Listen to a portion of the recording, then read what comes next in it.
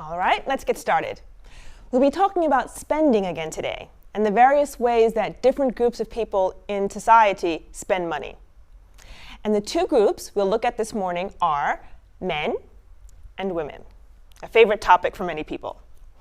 And I'm going to cover some of the different ways that men and women spend money and then discuss some of the reactions by businesses to these differences. So we're going to see lots of differences, and the main reason I want to focus on gender differences in spending is because these differences are starting to have very big implications for marketers and advertisers. Now, I'm speaking in generalizations here, but traditionally, the wife and mother in a family has been the one in the family who has been concerned with taking care of the home and taking care of the children. So, for example, it's traditionally the woman in the family who thinks about preparing the food for the family or keeping the family healthy and warm, those kinds of things. Here's how experts say it. They say women want to create a lifestyle. Now that means they tend to focus on the daily life of their family. Another way we can say this is women have traditionally focused more on now. So when we think about spending money, the traditional purchases made by women have been things like the daily food for the family, and the shoes, and the clothes. These kinds of purchases are made for the daily needs of the family for right now. Now, let's move on and let's talk about the traditional responsibilities and traditional spending by men. Traditionally, and again, this is a generalization, the man in the family is the one who fixes things. So, for example, if a door in the house is broken, the man fixes it, okay? So now, when it comes to spending, well, men traditionally want to get those things that will last a long time and that don't need replacing or repairing. They're the ones who are concerned with the long-term value of purchases. And that makes quite a bit of sense. Now, the long-term value of an item increases as the price of the item goes up. So the long-term value of a car, for example, is more important to a family's finances than, let's say, the long-term value of a sweater or a pair of shoes. So items with a high long-term value have been important to men. So now we're going to look at big ticket items.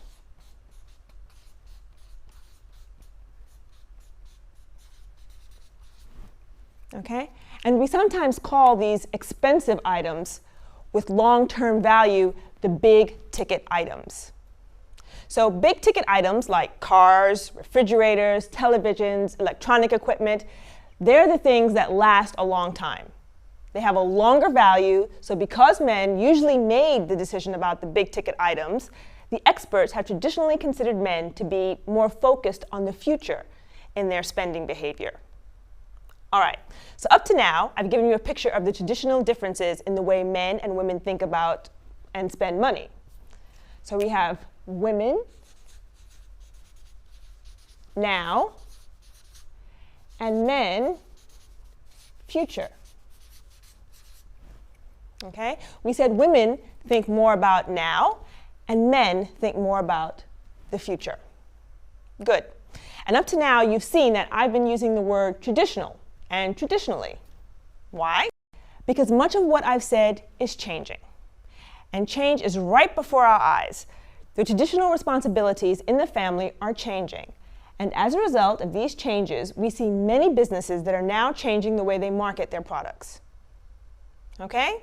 Good. Now, let's take a look at some numbers.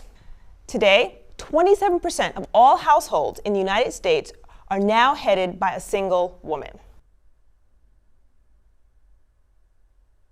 Okay?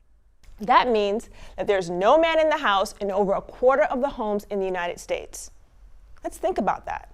That is one big change. But the other big change has come about because these days women are working outside the home. That means they're earning money on their own, right? They're making their own money. So, as a result, many of these women want to have a say in how the family money is spent. And the research shows this. 75% household purchases are made by women. What? Purchases. Okay? And 80% of the women make purchasing decisions.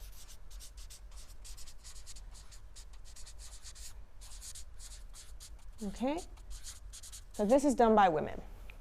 Now, there was a major poll done in the United States recently, and they found that women now control 75% of household finances, and they control 80% of purchasing decisions. Now, let me share some more specific research. So 62% of women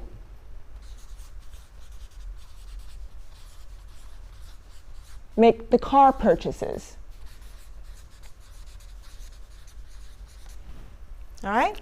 So there's some new market research that shows that women in the United States now decide 62% of car purchases. I'll add that we also have studies that shows that more and more women are helping to make the decisions about how to repair and improve the house as well. So all of this is telling us that they have helped to make decisions about some of the big ticket items that we mentioned before. Now, these are very important changes because if you remember, we said earlier, these used to be the purchases made by men. Well, not anymore. I think I've given you an idea of the change in men and women spending, and especially the change in the spending by women. All right, so now what I want to ask is, what does this all mean for business? How has the business world responded? Okay, we have something called female economy. Okay, female economy is a way to talk about the new kinds of spending. Okay, the new kind of purchasing that's being done by women. And one big result of this female economy is a movement in more and more businesses to become more female friendly. Now, female friendly basically means to run a business that is more comfortable and more attractive to women.